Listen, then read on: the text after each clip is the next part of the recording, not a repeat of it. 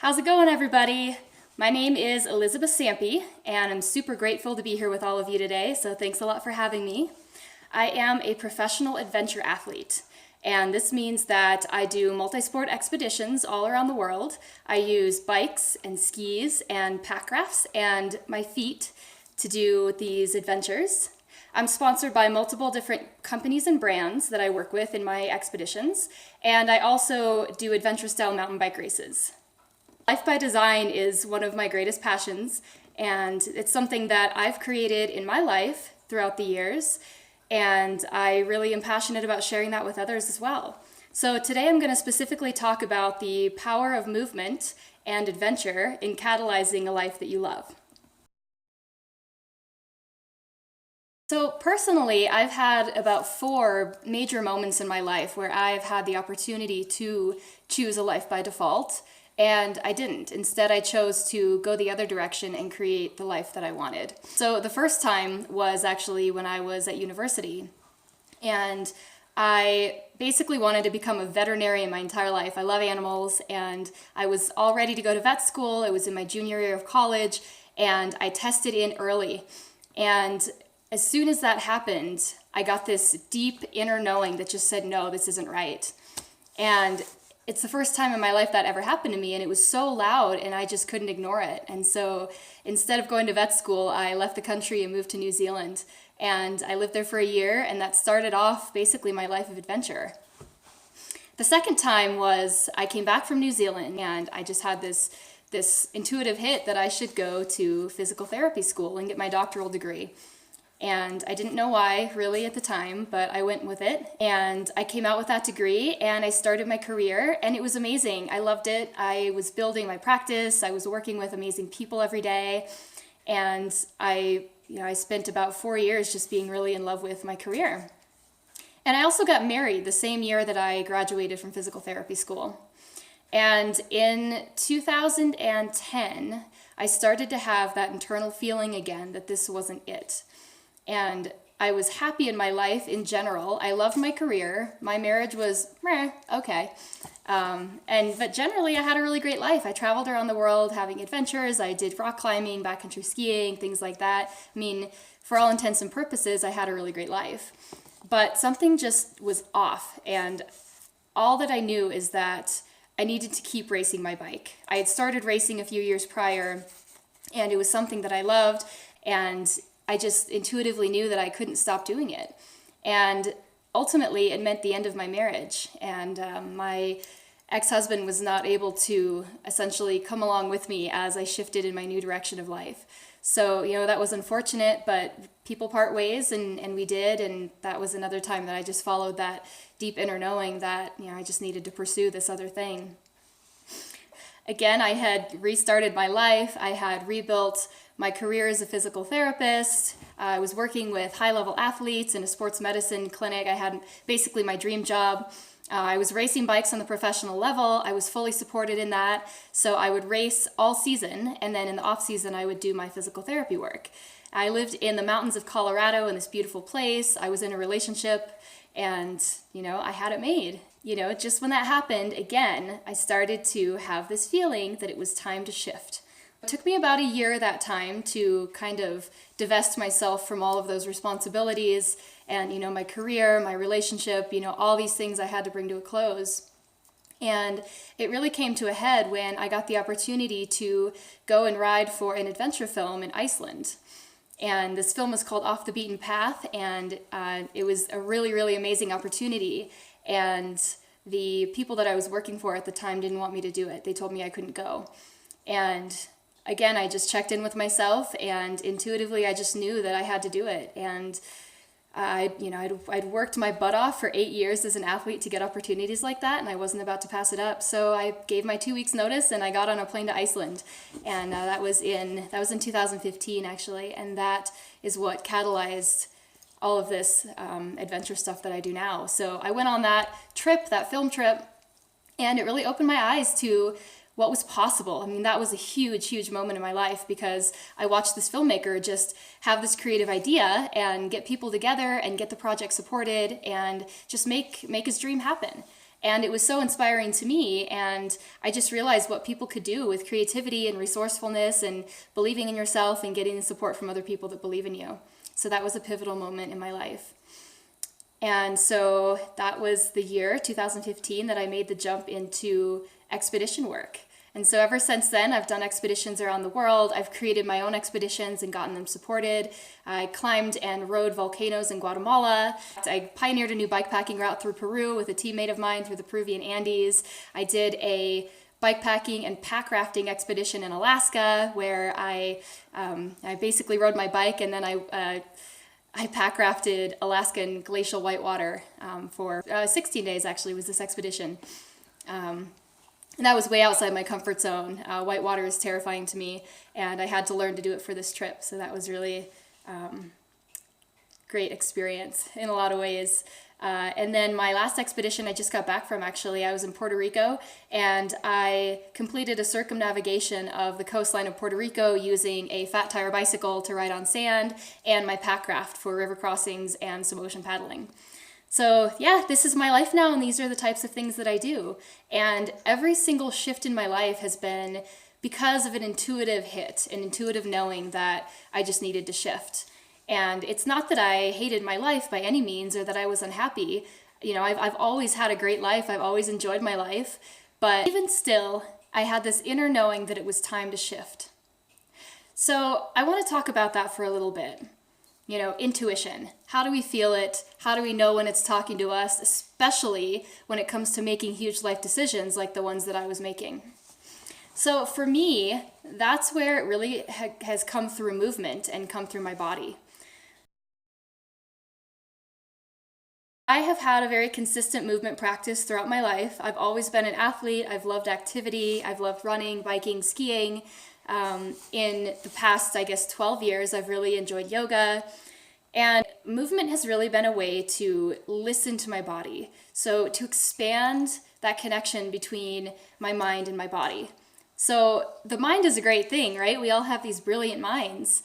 But we can also get that monkey mind chatter going on in our heads where, you know, we get the pros and cons list and we get caught up in debates and we just don't really know what to do because we're all confused. And I'm sure you've all heard of the paradox of choice. You know, there's all these things that we could possibly choose and our brain just gets confused trying to, you know, decide between all these things. And so intuition is that small voice that comes from inside your body. For me, it's like it's a gut knowing. And sometimes I hear a voice telling me, no, this isn't right, or yes, follow this. Sometimes it's a vision. Sometimes, a lot of times for me, it's just this inner knowing that something's either right or it's not right. For me, having my movement practice has really cultivated that.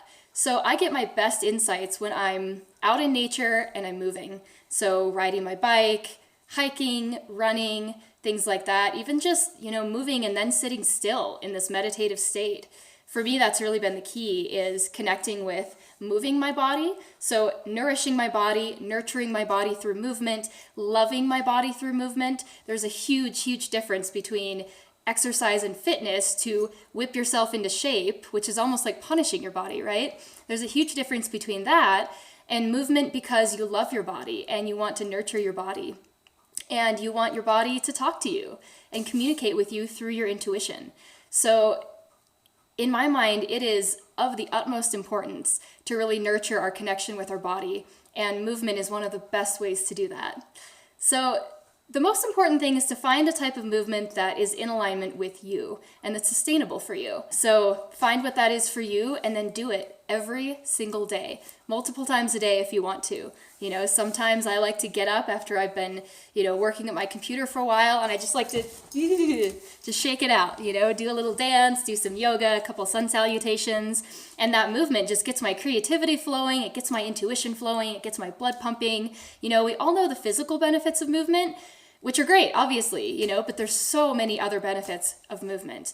And for me, the most influential benefit of movement is connecting with that intuitive inner knowing, that deep inner knowing, the wisdom that our bodies hold. I also think that our bodies are a perfect metaphor for ourselves and the rest of our lives, right? So a little story for you.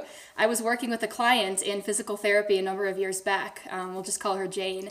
And Jane was about my age, about 30 at the time, and she was an amazing athlete, and she'd been sidelined with a pretty major ankle injury. And so I had been working with her on rehabilitation of her ankle and on getting stronger. And, Jane had been doing really well. She'd been progressing, doing all her exercises, working really hard at home, coming to all her therapy sessions.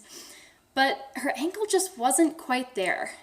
And one day I was with her in the clinic and I was watching her move. And this clinic, I was in this beautiful setting. It had these huge mirrors in front of it. And so, people could really watch their alignment and watch their form. And I was asking her to do this kind of complicated activity. And her alignment wasn't quite right in her leg. And I could see that if she just looked at her ankle and her knee and looked at what they were doing, that she would be able to shift that just by visually seeing it and just correcting it using her muscle patterns. And so I asked her, I said, Jane, I want you to look at your ankle when you're doing this movement. I really think it's going to make a difference for you. And she said, okay. And so she glanced down at her ankle and then she glanced back up and she tried to do the movement and she didn't do it very well. And I said, no, I really want you to look at your ankle while you're moving, while you're doing this movement. I want you to really see your ankle. And Jane just broke down crying right there in front of me. And what she said changed my life and hers. And what she said is, I can't look at my ankle. I hate my ankle. My ankle is the thing that's stopping me from doing all the things I love to do. It's stopping me from skiing. It's stopping me from riding my bike. I hate my ankle. I just want it to die. Whew. And that was so heavy, Like thinking that you want a part of your body to die and that you hate it. That's part of you. That part of your body is connected to you. You're not separate from your ankle or any other part of you.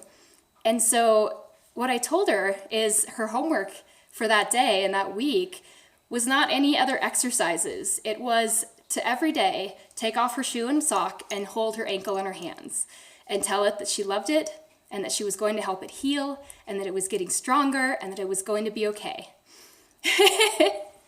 Have you ever had a physical therapist give you that homework? Probably not.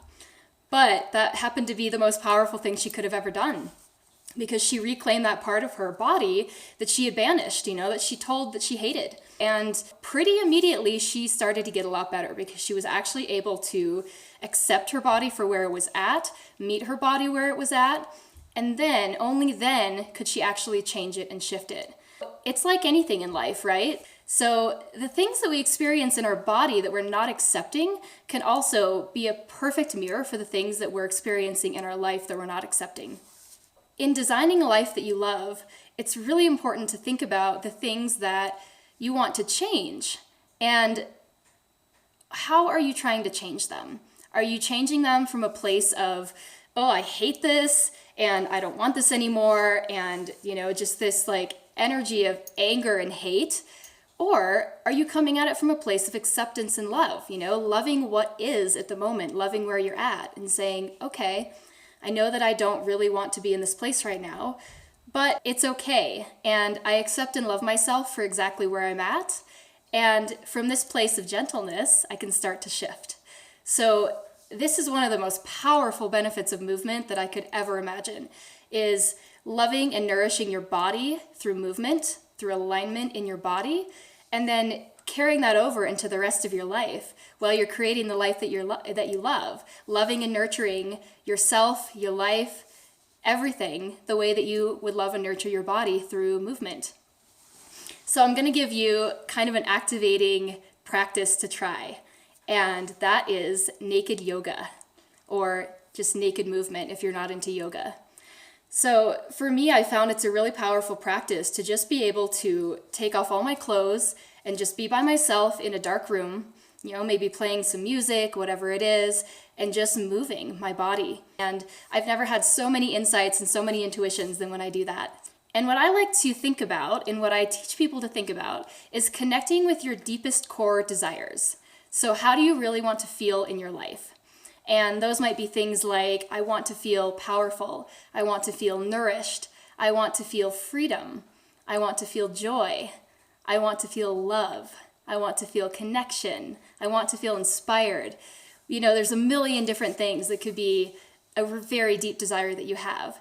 And so your work, and this is the most important thing you could ever do, is really connecting with how you truly want to feel, what your desires are. Because that is going to be your North Star and your guiding light as you start to create the life that you love. So as you're moving, as you're connecting with your body, ask yourself, how do I really want to feel in my life and in my body? So go and try that and see what you think. The thing that I really love about adventure is how much it challenges every aspect of my being, and it helps me grow. I think that going on adventures where you're stepping outside your comfort zone, you're taking risks, you're challenging yourself, I think that's a really, really great place to build confidence for everything in your life. You're going to build lots of amazing attributes like creativity, resilience, patience, perseverance, tenacity, which is one of my favorite things. And you're gonna realize what you're capable of when you go on adventures. I talked a little bit about my expedition in Alaska where I had to learn how to run glacial whitewater. And this was actually really terrifying for me. Fast-moving deep water is one of my greatest fears. So what I did is I looked back and I said, okay, what skills do I have here that can help me succeed? I said, well, I know how to learn. I've done scary things before. I learned how to rock climb. I've learned how to do mountaineering. I can learn how to paddle whitewater. So I did. I went out and I found somebody who was a guide and an instructor, and I hired her for a day, and she taught me how to paddle. She taught me everything that I needed to know to be safe, to run the water, to look for hazards in the water, and to negotiate the river and learn how to feel the river. So I invested in my education and my knowledge. And when it came time to go, and it was launch time on the river on the expedition, it was super remote. There's nobody else out there. There's no rescue. I had to be confident in the abilities that I had and confident in the skills that I had gained, and also confident in the fact that I could control my responses and my reactions. I had a lot of fear coming up, and I had to be able to breathe through that and calm myself down and say, okay, I've got this. I know what I'm doing. All I have to do is execute the skills that I know how to execute, and I'll be fine. And that has served me so well in every other area of life. In my business, in my travel, in my relationships, I certainly have these moments. Designing your own life is not easy all the time. It's gonna flow, especially when you're in alignment, it's gonna flow, but there are gonna be some times where it's challenging, and there are gonna be some times when you wonder if you can do it. And it's really important to have the ability to step back, take a breath, expand your lungs, and just relax and say, you got this. So that's something that adventure has really built within me that's been absolutely invaluable in creating my life. So ask yourself, what kind of adventure could you go on? Does going for a long hike in the mountains sound exciting and kind of scary? Then maybe you should do it. Maybe a solo trip backpacking across Europe. Whatever that is for you. Stretch yourself, really reach and choose something that maybe you don't know completely about yet. Maybe you're going to have to gain some skills. Maybe you're going to have to get more knowledge. Maybe you're going to have to really put yourself out there in a way that feels really revealing and vulnerable. That's adventure. And being an adventurer, which for me is a mindset, it's a state of being. So cultivating and owning that adventurer's mindset and the explorer's mindset has really helped me in those situations where I feel like things are going wrong. You find yourself up a creek without a paddle and you have to call on those resources that you've built. And having that adventurer's mindset and having that state of mind thinking, okay, this is an adventure, here we go. That really is going to help you on your journey in creating your own life. I definitely recommend it's something where you're moving your body, because then you can connect that adventure component to the movement. You can listen to your intuition. I can't even tell you how many amazing insights and ideas I've gotten when I'm on expedition, pedaling my bike by myself in Puerto Rico around the island and just like turning off my mind and just churning the pedals, and just all of these insights start flowing through me. And, recently for me, the message that I've been getting has been saying ground and create, ground and create. And for me, that's a really powerful message because I'm always on the go, I'm always moving. And so the message to ground into a space and create tells me that there are going to be things coming through me that I need to bring into the world, and I have to listen. All right, that's going to wrap it up. Thanks again for letting me hang out with you guys. If you want to stay in contact with me, that would be amazing. You can find me on the internet at www.vitalmotionlife.com. You can find me on Instagram at Eliza Sampey, that's ELIZASAMPEY. And I actually have a new Facebook group called Aligned Movement, which is super fun. So you can find me in there. Just go on Facebook and look up Aligned Movement with Elizabeth Sampey, DPT. That is me.